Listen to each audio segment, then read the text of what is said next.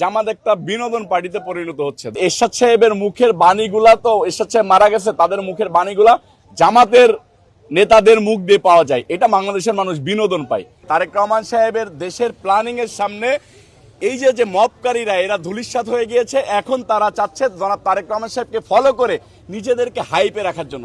পবিত্র রমজানে এভাবেই আপন হয়ে উঠুক সবাই ইসপির আপন করা স্বাদে। ইসপি আপন করা স্বাদ। মিডিয়ার মধ্য দিয়ে আমরা জানতে পেরেছি এবং সারা বাংলাদেশের মানুষের কাছেই জানতে পেরেছি যে এই যে সদ্যবিদায়ী যে অন্তর্বর্তীকালীন সরকার, এই সরকার জামাতকে ফেভার করতেছে, এনসিপিকে ফেভার করতেছে। এটা মানে অকপটে সবাই বলতো। তো যখন তারা ইঞ্জিনিয়ারিং করে, আমরা নির্বাচনের আগেই বারবার বলেছি যে তারা ইঞ্জিনিয়ারিং করবে, তারা ইঞ্জিনিয়ারিং করার সুযোগটা পায় নাই। জনগণের স্রোতে তারা ভেসে গেছে তাদের ইঞ্জিনিয়ারিং পরিকল্পনা।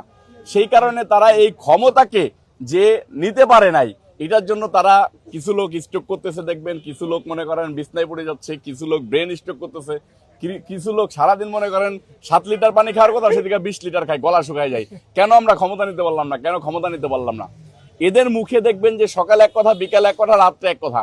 আমরা এক সময় দেখেছি এরশাদ সাহেবকে, যে স্বৈরাচার ছিল, ঠিক তাদের এরশাদ সাহেবের মুখের বাণীগুলা, তো এরশাদ সাহেব মারা গেছে, তাদের মুখের বাণীগুলা জামাতের নেতাদের মুখ দিয়ে পাওয়া যায়। এটা বাংলাদেশের মানুষ বিনোদন পায়। জামাত একটা বিনোদন পার্টিতে পরিণত হচ্ছে। আচ্ছা, আপনারা মিডিয়ালারা বলেন, ঢাকা শহরে কোথাও কি যুবদলের কোনো সময় দেখছেন যে ফুটপাত দখল, অমুক তমক, চাঁদাবাজি? আমরা সবসময় বিএনপির চেয়ারম্যান বর্তমান প্রধানমন্ত্রী তারেক রহমান সাহেবের নির্দেশনা মেনে এমনভাবে কঠোর হয়েছি যে একটা যুবদলের ছেলে তারা যে সঠিক ওয়েতে ব্যবসা করবে, ফেয়ার ব্যবসা করবে, সেই জিনিসটাও ভয় পাচ্ছে যে আমরা মনে হয় কোনো কিছু করতে গেলে আমাদেরকে বহিষ্কার করে দেবে।